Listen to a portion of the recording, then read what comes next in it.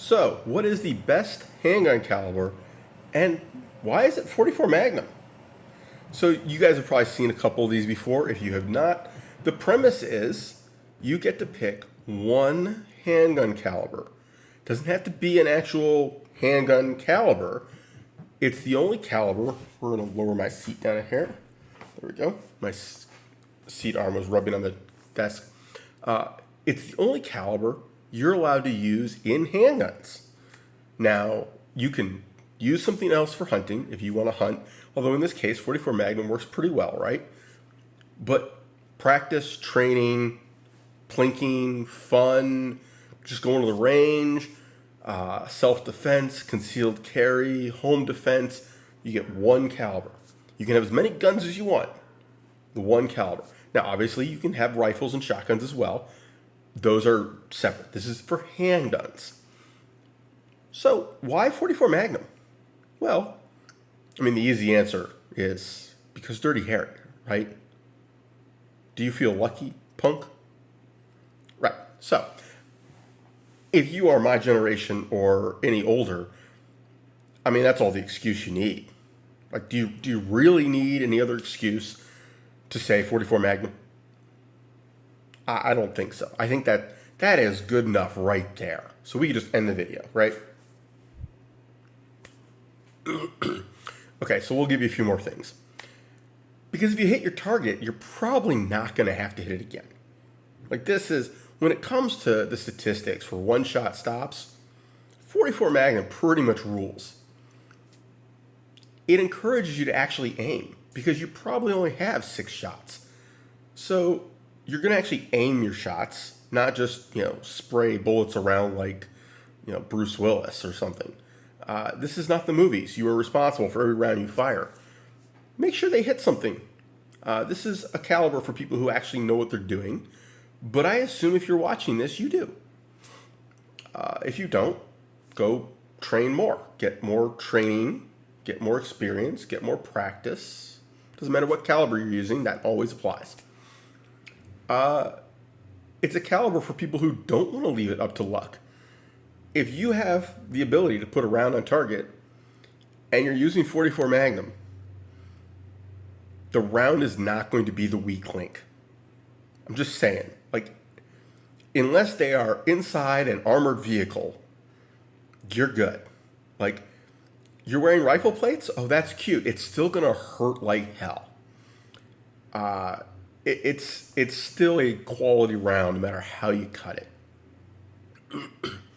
Now, more practical, realistic things. Very easy reloading. 44 Magnum is a great round for hand loading. You can go from very mild to very wild really easily.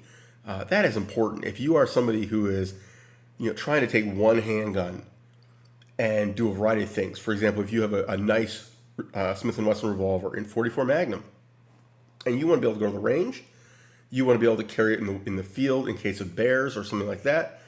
You want to go hunting with it. You want to go point cans. You can pick and choose your ammo. You can create loads for all these things very easily. 44 Magnum is not, it's not a semi-auto. You're not restricted, usually. We'll get to that. You're not restricted to rounds that are powerful enough to reliably function. You can load that down with lightweight bullets, minimal loads, to extremely mild recoil. Yeah, it's not going to be dirt cheap. The bullets aren't going to be free.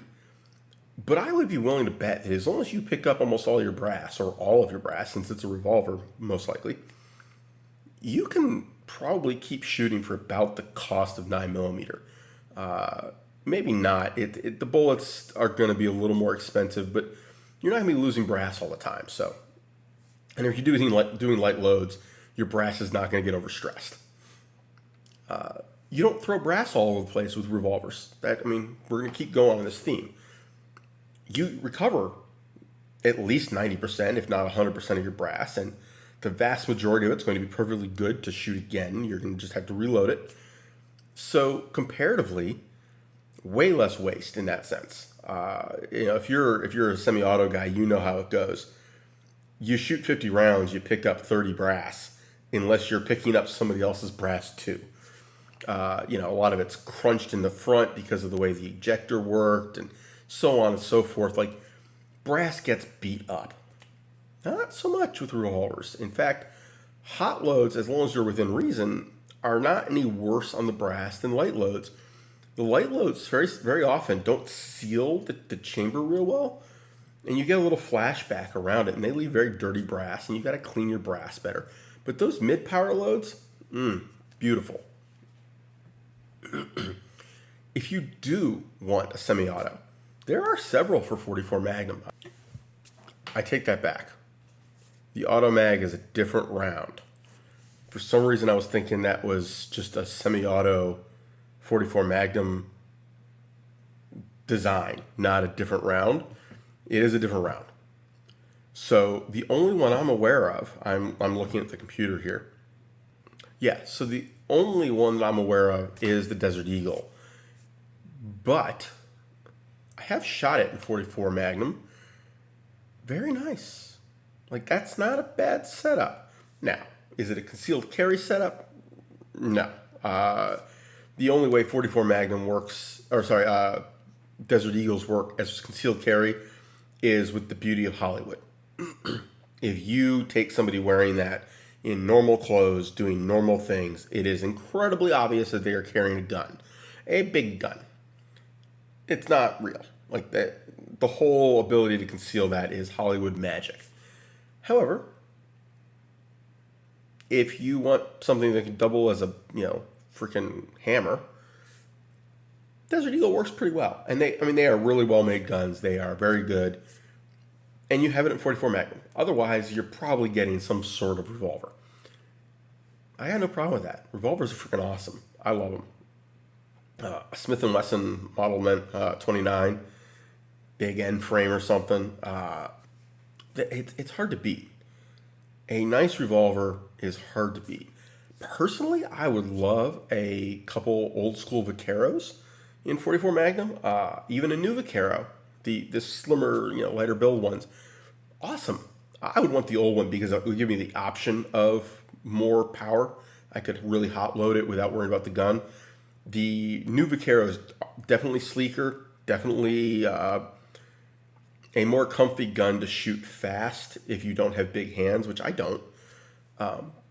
But with proper grips on old school Vaqueros, they were fine for me. I don't have small hands, and I'm not trying to shoot super fast. I was never the guy who is fast, as all the guys I go shooting with will attest. I am not fast, but the rounds are on target.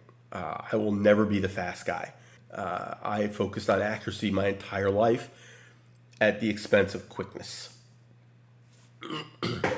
So for me, 44 Magnum is freaking awesome because I'm never going to be fast, but I'm going to hit you. Kind of the last thing, and this is something that I think appeals more to my generation and older, but even more the generation after me. This is a classic round that's still viable. It's got history to it. It's got nostalgia to it. It's part of our childhood in terms of movies and TV shows and culture. And even further back, I mean, it's not a young round in that sense. It became very popular because of certain movies and TV shows, but it pre-existed them. But it's still very effective. It isn't like a round that, okay, it was really good for its time. It's still a benchmark. 44 Magnum, when you're talking high power pistol rounds that are realistic to use, 44 Magnum is the one to beat. 357 is kind of the little stepbrother.